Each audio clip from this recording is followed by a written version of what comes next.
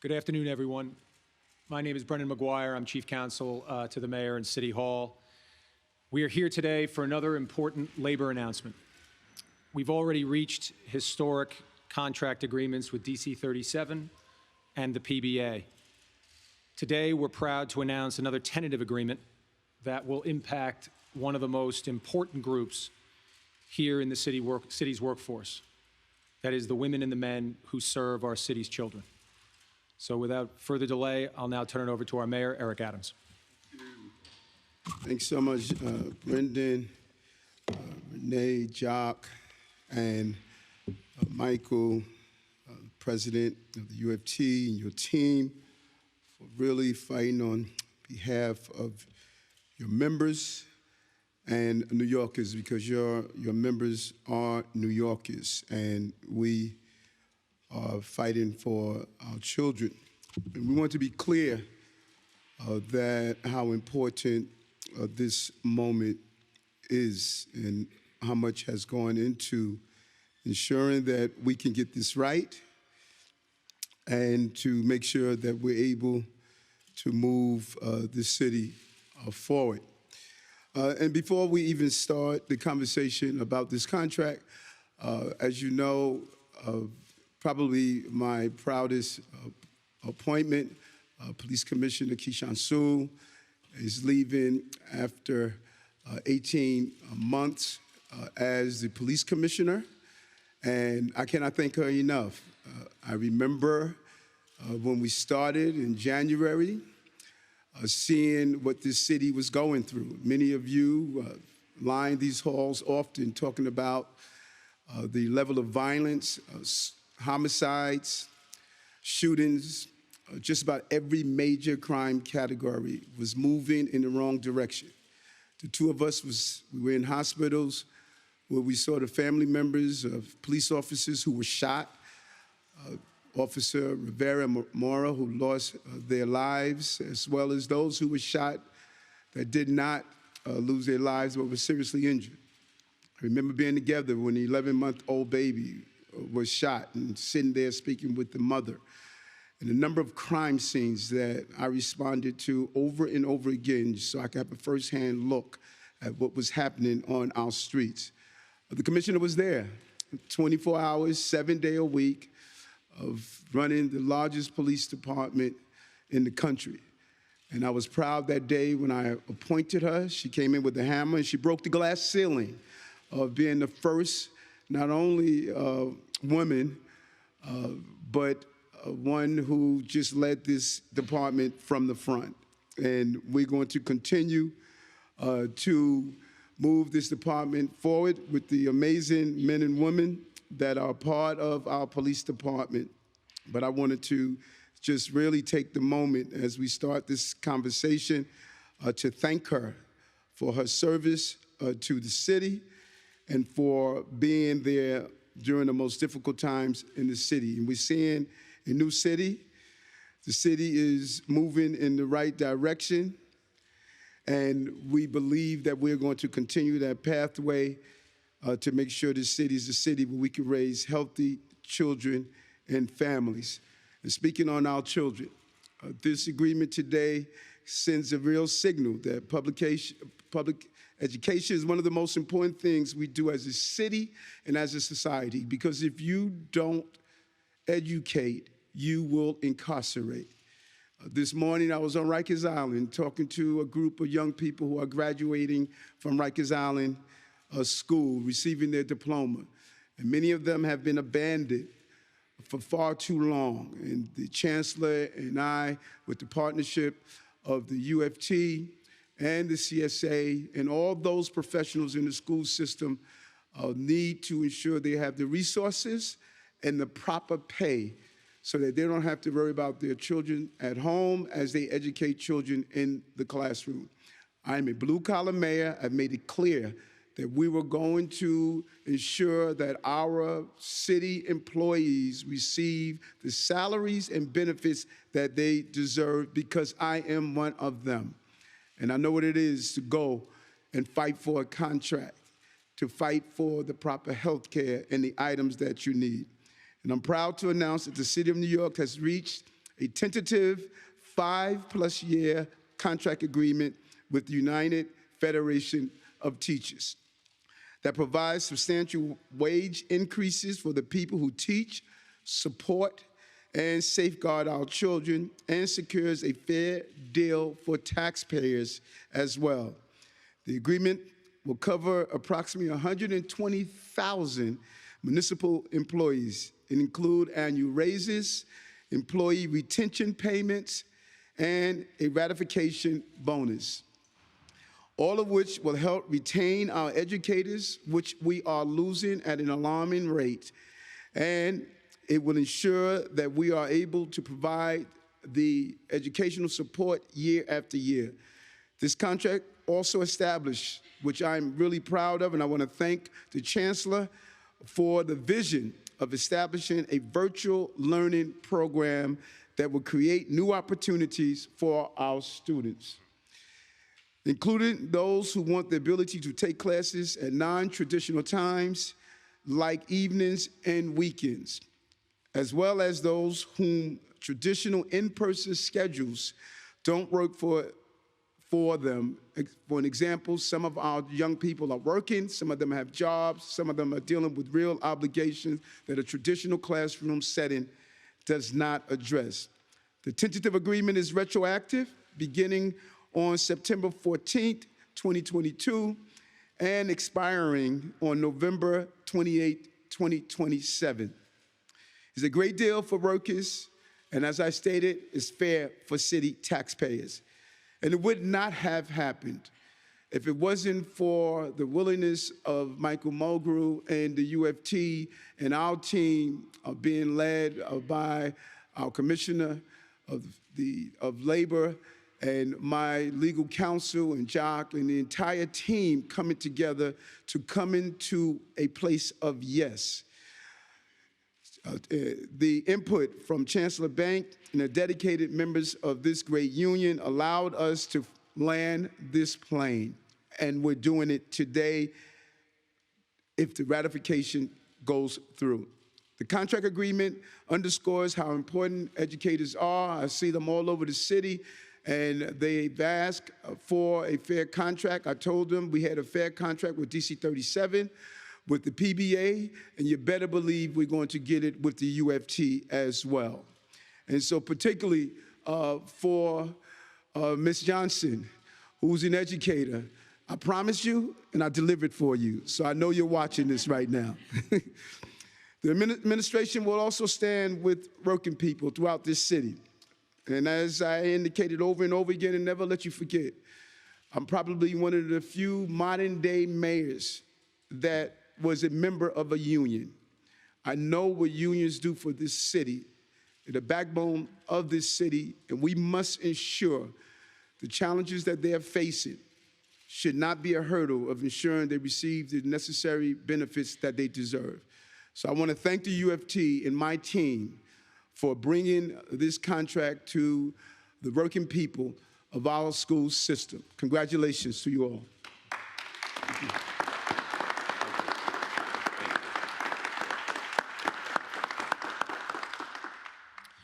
And now to discuss the tentative agreement in a bit more detail, I'll introduce our Labor Commissioner, Renee Campione.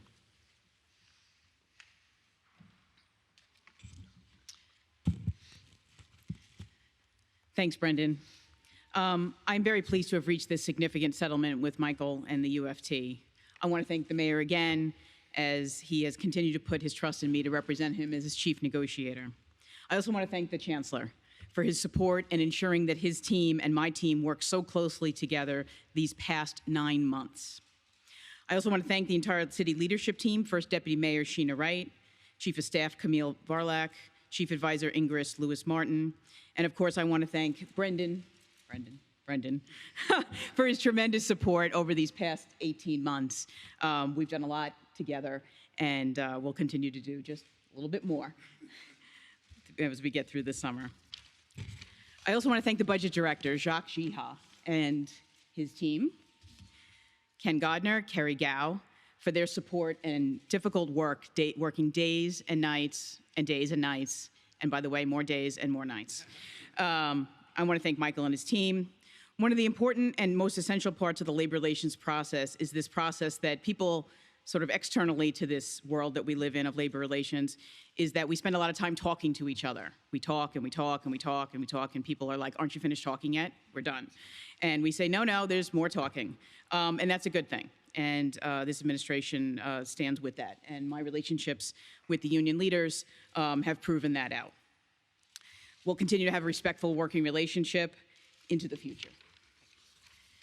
I also just want to thank my negotiating team, my first deputy commissioner, Dan Pollack, my entire negotiating team at OLR, including Tamara Lake and Matt Campisi, who were instrumental in resolving this contract. They were there for these months and months and months of subcommittee meetings that we held, which did seem to go on, and there were just many, many dozens and dozens of them. And of course, I want to thank Regina Fuchs, the chief of our research team at OLR. This agreement with the UFT is pattern conforming in the city's round of negotiations. It brings our settlement numbers to nearly 67%, which is more than 2/3 of the entire public sector workforce. And let me go through some of the details. The term of the contract is from September 14th, 22 through November 28th, 2027. That's 62 months and 15 days. The general wage increases. Effective September 14th, 22, a 3% general wage increase. Effective January 18th, 24, a 3% general wage increase. Effective January 18th, 25, a 3% wage increase. All of these are compounded, of course. Effective September 14th, 2025, a 3.25% general wage increase. And in the final year of the contract, effective September 14th, 2026, a 3.5% general wage increase. There's also the ratification bonus of $3,000 to all active members on the date of ratification. And as the mayor mentioned, for the first time, there is a payment that we are calling a recurring retention payment that will be paid in May of each year starting in 2024. In 2024, there'll be a $400 recurring payment that will be paid to every member of the UFT. The 2025, in May also, there'll be a $700 payment. And in 2026, and every year thereafter, there will be a $1,000 recurring payment to aid in recruitment and retention. I just want to give you a few numbers regarding the teacher salaries. So a teacher who starts off with their bachelor's, the minimum salary prior to this agreement, they were earning $61,070. By the end of this contract, the minimum salary for a teacher with a BA will be $72,349. That includes the recurring payment. A teacher with a master's started out prior to this contract at $68,652. By the end of the contract, that teacher with the master's will be making $81,201 to start. And finally, those teachers with the longest years of experience, or who have a master's plus 30 with 22 years of experience. Before this contract started, they were making $128,657. By the end of this contract, that salary will be $151,271. In addition to that, as the mayor has mentioned, there are many other historic parts of this contract. The virtual learning program is a very important part of this contract. It's something that we probably spent most of our time working on together with the UFT and all of the city representatives. It will be, as the mayor said, supplementing students in the classroom. It's not in lieu of student teaching in the classroom. It is in supplementing it. And it provides better options, some more flexible options for students who require it. There will also be parent engagement, and as a result of the virtual learning, we'll be able to do parent engagement, which was already an existing part of the contract, going back years, that will be able to be done with parents remotely on evenings and weekends. This is very important to parents who obviously cannot, who are working during the day, are not able to have the flexibility, for the most part, to talk to the teachers of their kids. So being able to remote in for parent engagement on evenings and weekends is a tremendous benefit. And then I'll defer to the chancellor in his remarks about some of the other programs, including the student pathways. So with that, and as I mentioned, more than 2/3 of the contracts are settled. I look forward to negotiating with the rest of the unions There are probably almost 100 specific bargaining units still to be settled. But again, that is about a third of the workforce. So we've taken another big step forward, and I'm looking forward to negotiating those contracts with the rest of the workforce. Thank you.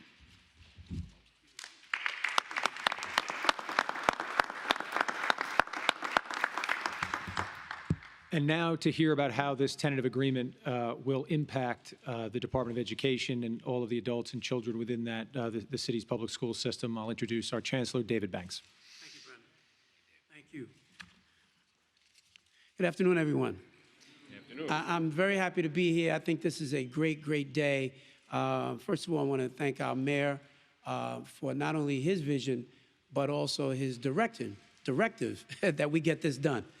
And we've had some amazing, hardworking teams who worked around the clock to do this. And Michael, you drive a hard bargain, and you do it on behalf of all the teachers around this city. And we want to thank you so much for being a great, great partner in doing this work. I also want to acknowledge a couple of people that are on my team as well. Our lead negotiator, Kim Ward, who is here today. Kim, thank you so much for your work and your leadership in this space. And thank you to our first Deputy Chancellor, Daniel Weisberg. Thank you so much, Dan. Lot of hours that have been put into this and making this agreement come to fruition.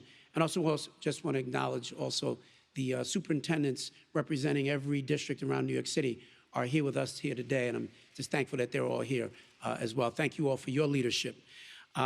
This agreement, this tentative agreement, also establishes, which I think is a really big deal, New York City Public Schools as the first major school system in the nation to offer an expansive virtual learning program ultimately available to all high school students and at least some middle school students. The virtual learning program will give students access to a much broader set of course offerings across the city and the ability to take classes at non-traditional times like evenings and weekends. We learned during the pandemic that some students, especially non-traditional students, benefited from the additional flexibility in their schedule.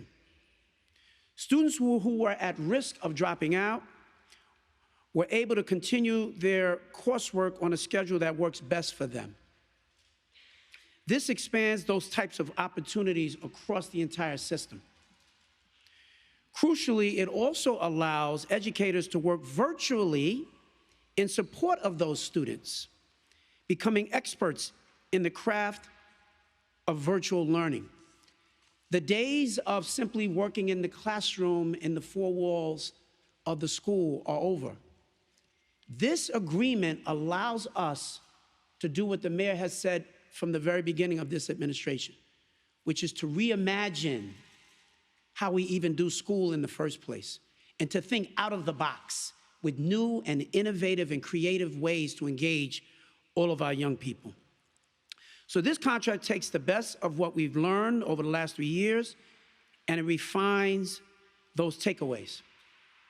From teaching our kids to read with our NYC Reads, to innovative career pathways programs, to virtual learning, New York City public schools are the places to be for cutting-edge education. And this contract represents that. So in closing, I simply want to say to every educator and teacher who's hearing me now, I want to take this opportunity to say thank you. Thank you for the hard work and never-ceasing dedication that you show every day to our youngest New Yorkers. You are critical members of our school communities and our city, and I'm proud to be able to express my gratitude to you on this day. It is very, very important that this administration have a good working relationship with the United Federation of Teachers and all of our unions. And I'm just really proud that we are working very, very closely with Michael and his team together. And I've said this to him many, many times. If we work really well together, we can finally crack the code. We can get beyond the point of contention and one-upsmanship and seeing who's going to be the winner on this day or that day. Every one of our kids can win, but we have to work together in order to make that happen. And this agreement is the beginning of what it looks like. I want to thank Michael Mulgrew for his dedication in making this happen. Thank you, everyone.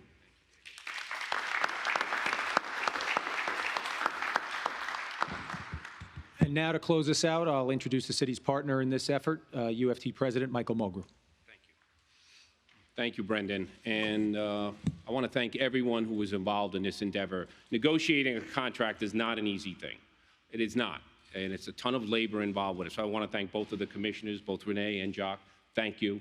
I want to thank the DOE team for spending many, many, many late nights having difficult conversation. And I want to thank, of course, my UFT team, who understand that this is the important piece of paper for us all. But I want to start first with the Chancellor and the Mayor. The clarity of vision. The fact that this Chancellor and this Mayor both said, we need to get literacy right. And said, enough. We're not allowing anyone to figure this out on their own anymore. We need to first get literacy right. That is the foundation that we all as educators know will make the big difference. But then this contract then reflects the next pieces. How do we make our school system adaptable? How do we allow the flexibility as students grow that we are meeting them where they need to be met instead of telling them, you need to come here. And if you can't come here, then too bad, you will fail. Those days are over. We learned a lot during the pandemic. We learned what works in virtual learning and what doesn't work. We learned that you don't put a camera in the middle of a classroom and then try to just push it out. It does not work. But we also learned things that really do work. And that's what's inside of this agreement. And we want to be able to tell a child, if you fell behind in 9th grade, and we know this is a critical piece, it's just as critical as literacy, you fall behind in 9th grade, don't worry, you now have access to take classes online so you can get your credits back to get you on track, because that brings your ability to graduate at a much higher rate. And we also want to know the children who are facing so many of the challenges of this city. The school system just doesn't work for them the way it's designed. We want to give them access. And we also want the children who say, you know, I want to accelerate and I want to move faster. We give them access to all of this. And we want equity. We don't want it to be dependent upon if a school was lucky enough to get an AP teacher or a physics teacher, only the students in that school could get that class. We want to open up that equity to all. And that's what you see inside of this agreement. And to the teachers of New York City, this is the hardest and most challenging school district in the country to teach in. Hands down. I travel this country. It is the most challenging, most diverse, but our teachers love it. Our guidance counselors love it. Our therapists, social workers, psychologists, they take that challenge on. They wear that badge proudly. I am a New York City educator. Not everyone can teach here, but if you learn how to work here and you can work here, you can teach anywhere. And that is what the educators, and no matter what has been thrown at them, the pandemic, a large influx of us children seeking asylum, they don't shy away from these challenges. What do? They say, we need to organize even more. We need to run clothing drives and food pantries and everything else. And we want to help these children. That is the beauty of the work of the teachers and all educators in this city. They take that passion and love every day into those buildings. And yes, it's frustrating. It is extremely frustrating at times. And we always want everything to be perfect, and it will not. But we said to them in this contract, we heard you loud and clear.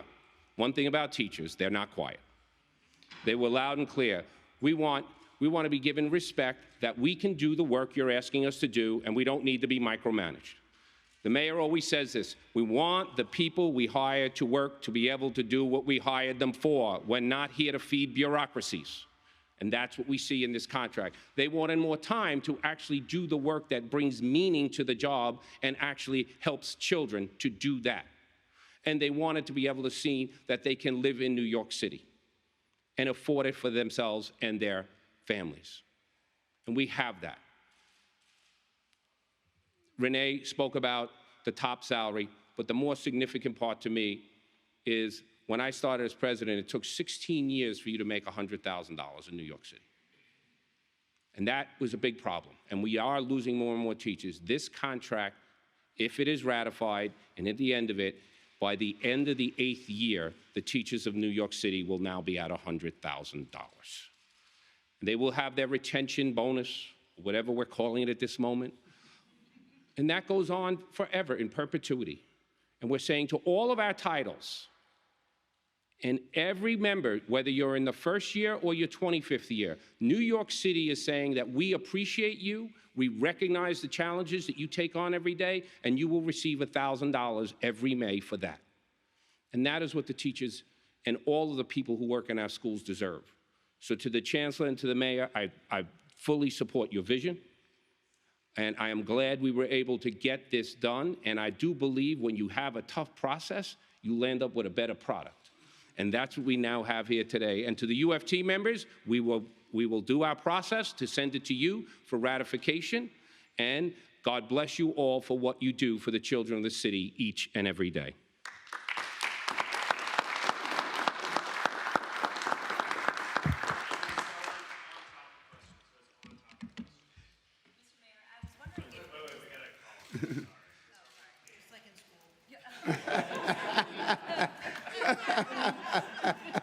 I wanted to ask, I guess this question is for the negotiators. Does this contract also include healthcare savings, and will there be added premiums and managed care added to city workers as part of this contract? Me? I can do it too. Okay, that's okay. Right. There is not any additional agreement other than the economics that we've outlined about health insurance.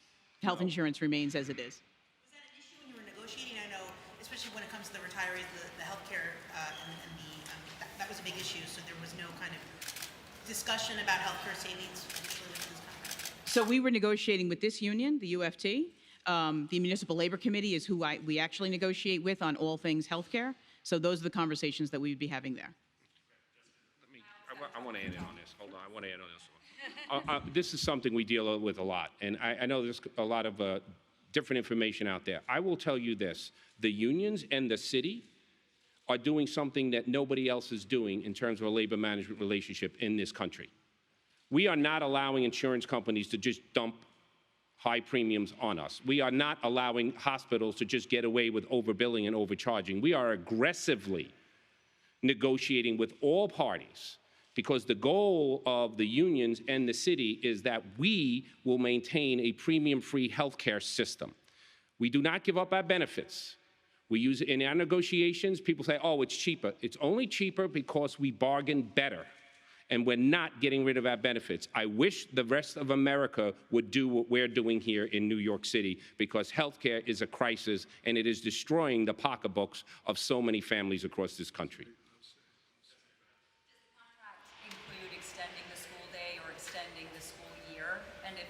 Why not? I could do it. No. It's more about, look, it's how you use your time and how do you use it effectively. The virtual piece of this contract is going to be quite impressive when it's fully up and running, because it does allow great more flexibility. We still do what we'll do our traditional summer schools, which will be there. And in terms of time itself, it's now you might have a teacher working 3 periods one day in school personally, and then they might be teaching 2 periods at 6 or 7 o'clock at night. So what we've done is create flexibility so it works for the student. Mr. Mayor, you said this is a good deal for taxpayers, but I'm wondering if this addresses at all the class size bill that was supported by the UFT. You opposed. You said it would cost multi-billion dollars to the city budget. Does this contract address that at all? No, it does not. And sometimes I think people forget when I talk about taxpayers, I'm talking about teachers also. They're taxpayers. The paraprofessionals, those who are city employees, they want to protect their tax dollars at the same time. And so this does not deal with the class size. The law was passed. As always, we're going to comply with the law. Mr. Mayor, this is a question for either you or anyone on your team. But Michael, you said that the $1,000 retention bonus is in perpetuity? Yes.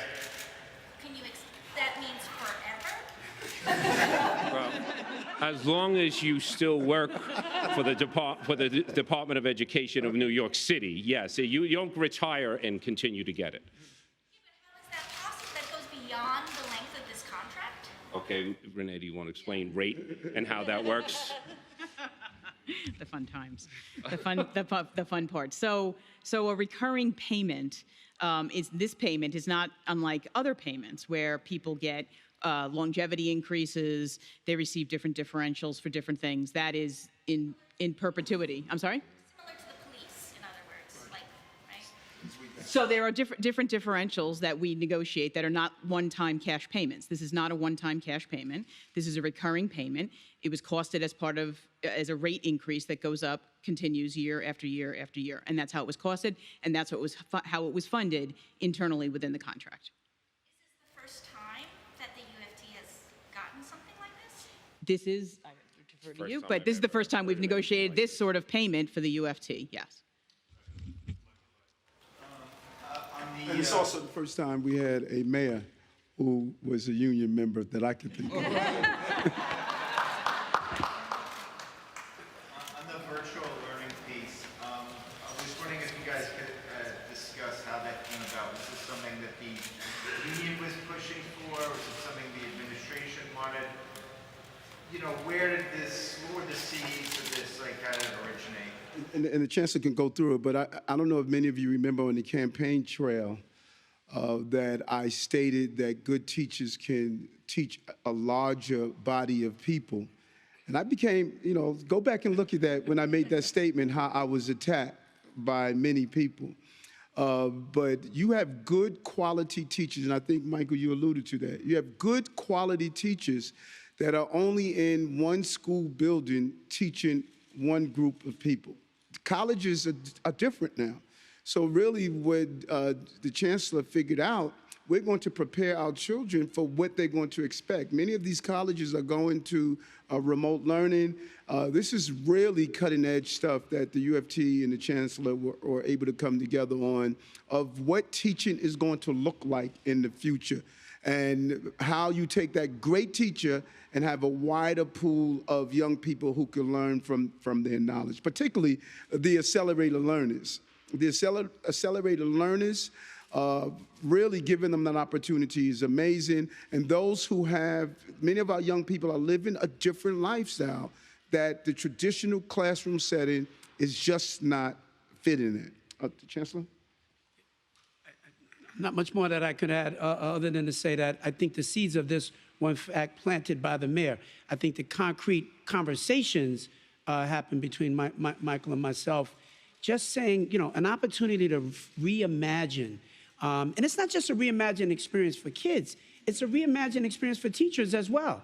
And so when you want to really focus on how to make the profession respected at an even higher level, you have to engage in new and creative ways for teachers to even be able to teach. And I think this is 21st century thinking. We're the first major school district in the nation that is even taking this on. I credit Michael so much, really, for being a willing partner on this. And we're looking many years down the line. And I think once our teachers and our principals wrap their arms and their minds around this, the opportunities, the places that they are going to take us that we've not even been thinking about, I think are just tremendous. And that's what I meant earlier when I made the point that I said the days of just the brick and mortar being in the four walls of the classroom are over. The world has changed, and it is moving very, very quickly. And it's, kudos to everybody involved here that this contract represents the beginning of being able to represent a new experience. And I remember one day, Chancellor, when I was across the street, showing a group of educators the first original telephone Alexander Graham Bell did. And I showed them the classroom. I held up both pictures. I said, here's the original telephone. Here is the classroom at that time. And then I stated, here's where the phone is now. Here's the classroom. The classroom was the same. The phone went to a smartphone, but we're still using dumb environments to keep our children prepared for the future. We can't educate children based on Alexander Graham Bell when we have Apple. That's what we are thinking about. And these are bold moves, initiatives. And listen, look, y'all not going to appreciate what I'm doing until I'm done. You know, you're going to look back and say, you know, this guy was just ahead of what other people wanted to stay. This is New York. We lead from the front.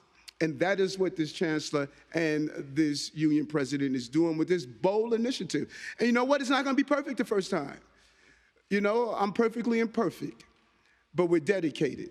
And that is how we're going to get stuff done. Question for Michael. If you could talk about what language was needed in the contract as it pertains to virtual learning. Well, the virtual learning is the things that we learned during the pandemic. It's a whole different instructional style that we learned to be effective. It's a different instructional approach than being a regular classroom teacher. So we had to put language that's flexible inside of it because we're all, as the mayor said, we all know we're going to learn as we keep moving this on, and we want to be able to build that into it. So that's the language that you will see in there, and we're going to bring it up. Like 25% of the high schools will start 1 year this coming year, and then we go right up to 50% if they want to do it. We're also going to have basically a virtual citywide school. And that's where we want to be able to have students can register in with their guidance counselors, register right into that school. And if they want to take classes, again, accelerate, make up, or they just want to switch the time that they want to take their classes. So it really was creating that language that we realized of things we did during the pandemic. I don't think people realize that during the pandemic, we were constantly doing new agreements to meet whatever challenges we were facing. So there were dozens and dozens of agreements that were done at different times throughout the pandemic to ensure that we were doing things the right way and protecting children and teachers. So that's what you see inside of it, is what we've learned through that experience and the flexibility. Yes.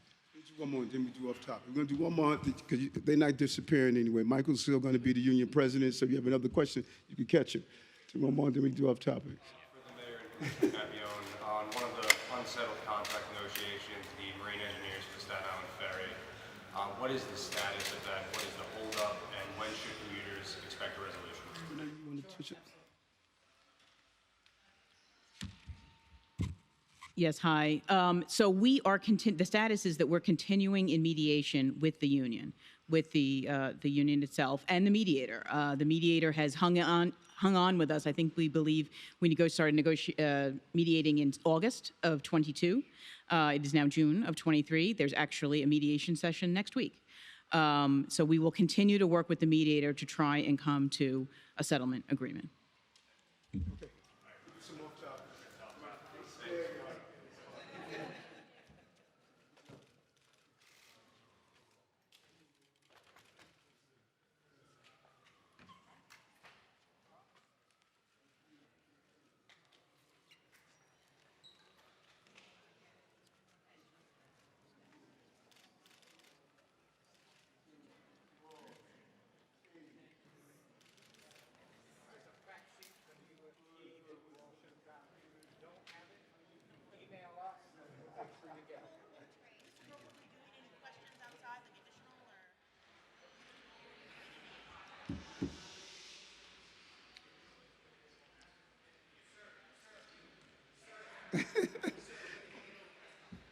What you doing? Want to do a few off topics, Jonah? Good morning, Mr. Mayor. Hey, how are you, Marsha? How are you? So, to no great surprise, your police commissioner has resigned. I have two questions about it. First of all, did her decision to discipline Chief of Department Chuck Magic play any role in your losing any confidence in her because she wanted to dock him 10 days pay for what happened? I have confidence in the commissioner today. I think that, as I stated, it was one of my proudest appointments to be able to find a woman who I stated when I was campaigning I wanted to show the expertise of how women in law enforcement can actually run the largest police department in the country, and by doing so, now I think that the tide is rising boats all over the city. And I think anytime I had the opportunity to talk about Commissioner Sewell, it has always been with just glaring admiration of her ability, of how she turned around the morale in the department. And it was a tough challenge. All of us knew what was going on in the city when I took office January 1st, 2022. And she took those tough challenges and never lost confidence in her, always thought she had the ability to do the job. When you were running for office and when you got elected, you said you wanted a female police commissioner. Do you still want a female police commissioner, or is it going to be a nationwide search, or are you going to appoint somebody from within the department? I'll figure out what I'm going to do. I need to continue the success of the department. We have more work to do. We got to get these GLAs under control. We appear to have gotten violent crime under control. GLAs are just really driving our numbers. And they're repeated offenders. As I stated, we need help with extreme recidivists. But I'll make the right decision for the department. Listen, New Yorkers have to be safe. And I've always stated over and over again, the prerequisite to prosperity is public safety and justice. That is what I must do as the mayor of the city of New York. It is my responsibility to keep New Yorkers safe. And I'm going to do that, and we've put the right team to do so. And the right team has done that. She put a good foundation in place. Good afternoon, Mr. Mayor. Did Commissioner Sewell give you a reason for her stepping down? Did she say why? And specifically because of the success we've been seeing with crime being down, all of her work, when she came to you to say she was resigning, did she give you a specific reason? I don't, I don't go into private conversations on what I have with, my commissioners and others.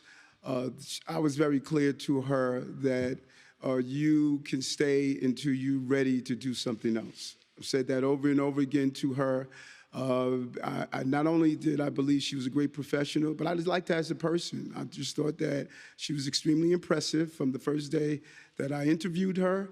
I believe she had all the tools I needed right now to turn around the morale of the department, to be able to manage and be just poised under pressure. That's what we needed because you're inundated as a police commissioner over and over and over again. And she was just poised. And, I'm just happy that I had her for those 18 months. Mr. Mayor, Yes. I have a question in regards to management. You've had some... In regard to the administration, you've had many top leadership individuals leave your administration within the first 18 months. Do you have any concerns, including the commissioner of the NYPD, you also had recently Jessica Katz resign as well? Do you have any management concerns when it comes to your administration? And separately, there was a writer's court hearing today. The judge in that case decided that the two parties should start discussing possible receivership. Could you give your initial reaction if Rikers were to go to? Okay, first let's go to the management concern. I have 302,000 employees, my last count. My style is a very unique style because of the unique perspective I bring. And so in administrations on every level, presidential, gubernatorial, city, people come and go. You don't sign up and say, I'm a lifer. You come, you provide your expertise, you lay the foundation, and then you go on to do other things. There's nothing wrong with that. And I have a rule: do not stand in the way of a person's desire to pursue their careers. I've always stated that.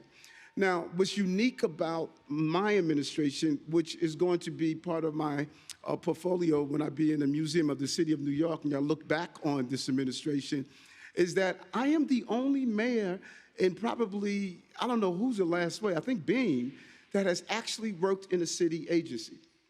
I know city government.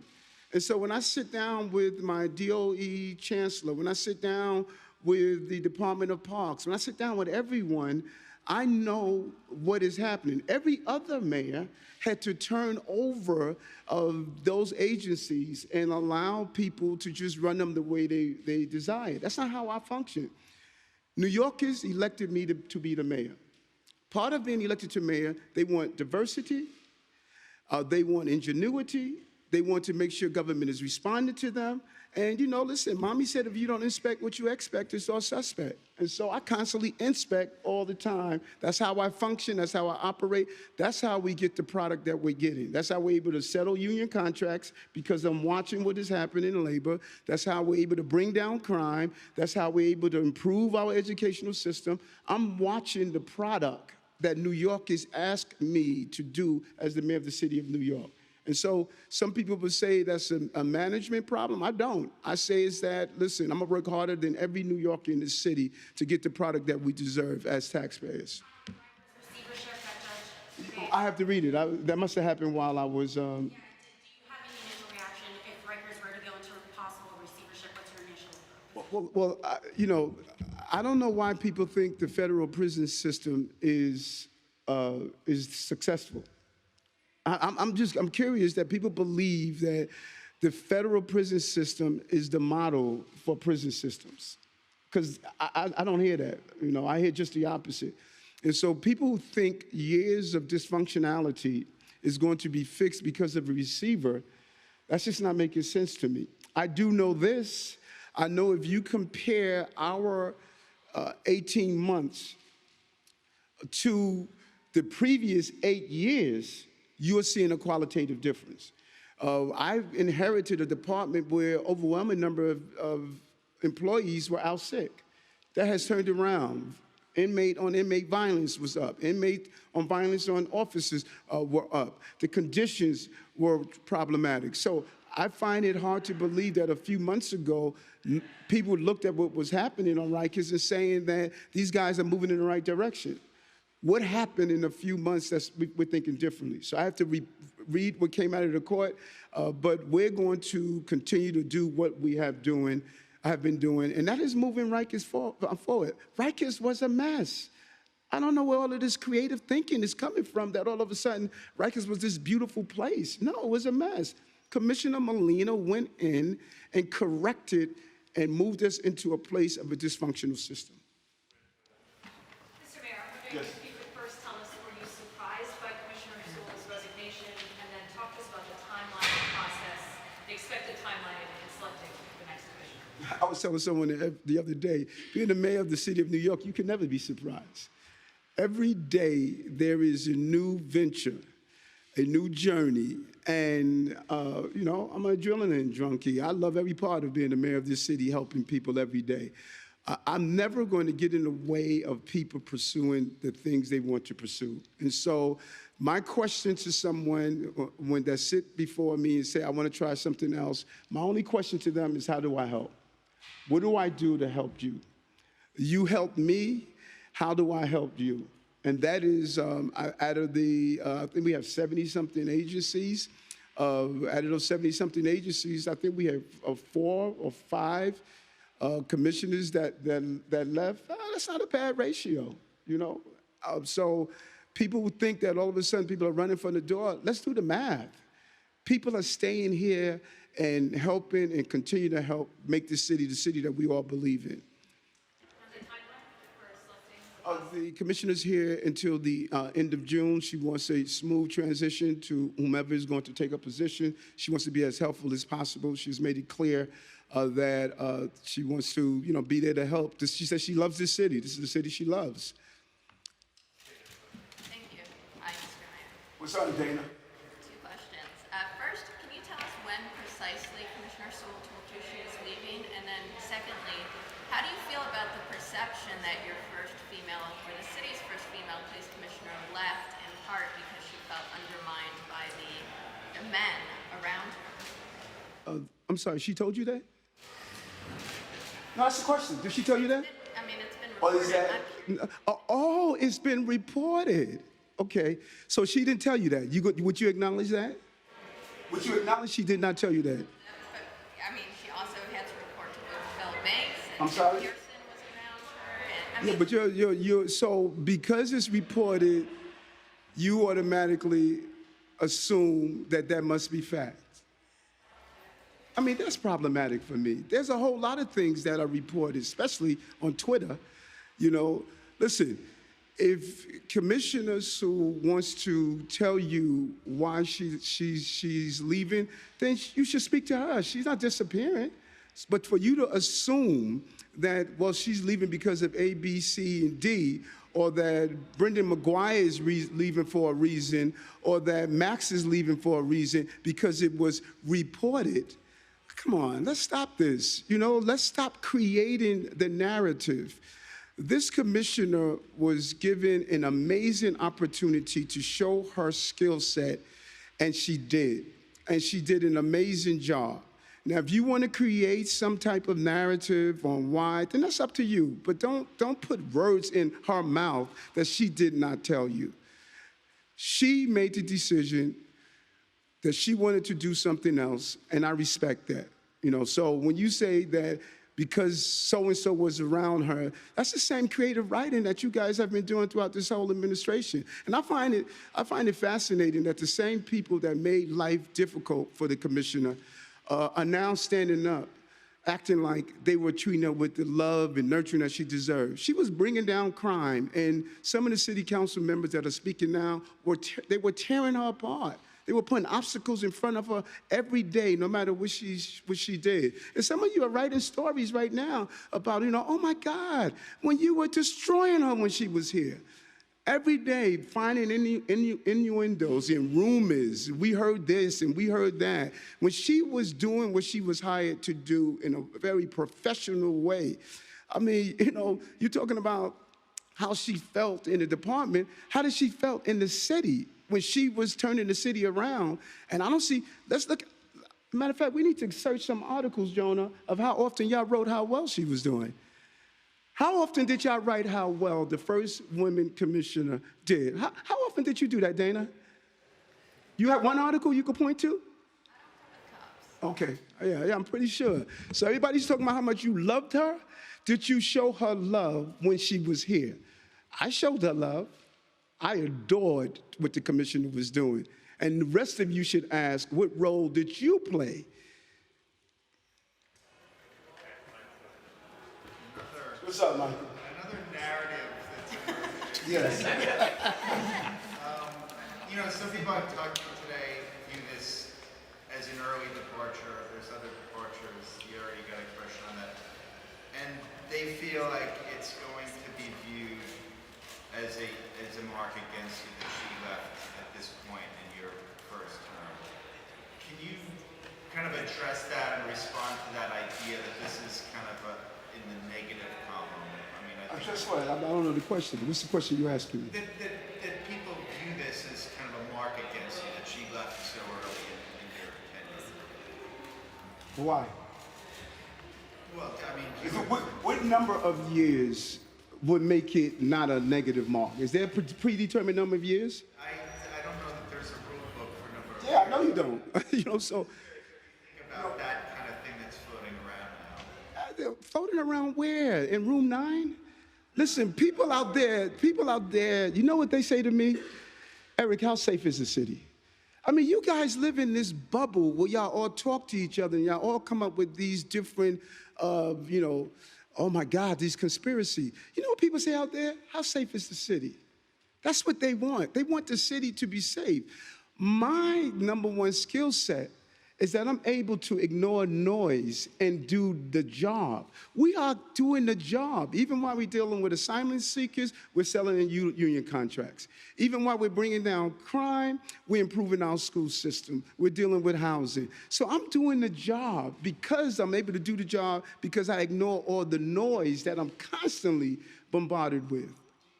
Wish she would stay? I mean, would you like to see her stay on, or what's your feeling on that? I told the commissioner from the beginning, as long as I'm mayor, you can be my commissioner. I like you as a professional, and I like you as a person. Your poise, your character, she reminds me of my older sister. Very poised, she's a good character, and I think she's a good human being. Mr. Mayor. Yes. On your short list for the next police commissioner. I'm sorry? On your short list for the next police commissioner, are you considering Deputy Mayor Phil Banks or Eddie Caban? Also on Banks, and to cite some of the New York Times is reporting. It's true. Well, but just Yes. The Times did report that Sewell told a city official, Who?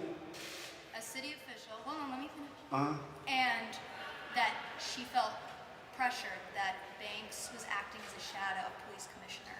And she wasn't a little bit undermined, she wasn't able to go through with her job. Just wondering if that's true. Was there that undue pressure? And again, is Banks on your short list to be the next PC? Okay, first, you guys were saying in January that Banks was undermining her. In January, you were saying that. You were saying it in February, March, April. That's been a narrative that you had all along. You've been saying that Deputy Mayor Banks is a Deputy Mayor of Public Safety. All of those pieces that fall under public safety, he's responsible for. That's what deputy mayors do. And so, I have a short list. You even on my list. I think you would make a great, public official, And so when we're ready to make an announcement, we're going to make an announcement. And, the New York City Police Department is a well-oiled machine. It continues to function. When we started decreasing crime, when I was a rookie cop under Bill Bratton, Bernie Kerry came in, we still decreased crime. Bernie left, Safer came in, we still decreased crime. It's a well-oiled machine. She put in place a platform that we can all build on, and we're going to continue to build on it.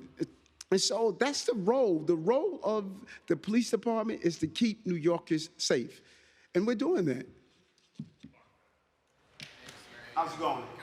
Good. I was hoping you could talk a little bit about the role of the police commissioner in your administration, and I know it's different from previous ones, but does the police commissioner now have less power than in previous years? And the next police commissioner that comes in, would they be able to say to the administration, we'd like to do X strategy, we'd like to put in X personnel? If they wanted to differ from the office, could they? Different from City Hall? Right. The people of the city elected me to be the mayor. We need to be clear on that. Every agency, we keep trying to isolate this into the NYPD. I would encourage you all to speak with all of my commissioners, every one of them, Department of Parks, HPD. They will all tell you this guy is up all night making sure New Yorkers are getting the product that they expect. It doesn't matter the agency. I was elected or hired by this city to make sure they get the product they deserve. And so if you're asking me that am I going to ensure that whomever is the police commissioner, that they're going to provide the product that New Yorkers have articulated to me, yes. And every agency understands that this is a mayor that wants to know what product are you giving New Yorkers. That's not going to change. That is who I am, because I know how good this city is, I know how good the workers are, and I know how good my commissioners are. And so when you look at the number of commissioners we have, like I said, we 4 commissioners left. Gary left, the police commissioner is leaving. Who else left? Now that I think about it. Huh? I said Gary. So we took, out of how many agencies do we have? Agencies.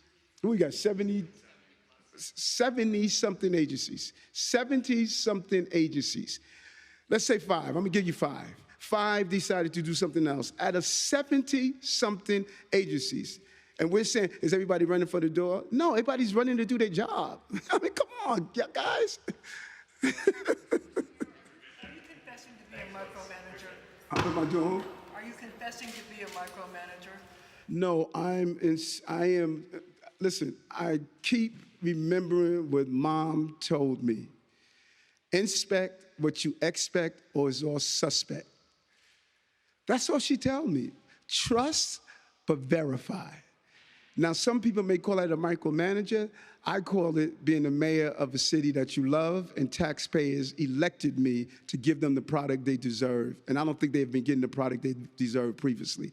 They're going to get it now. Huh?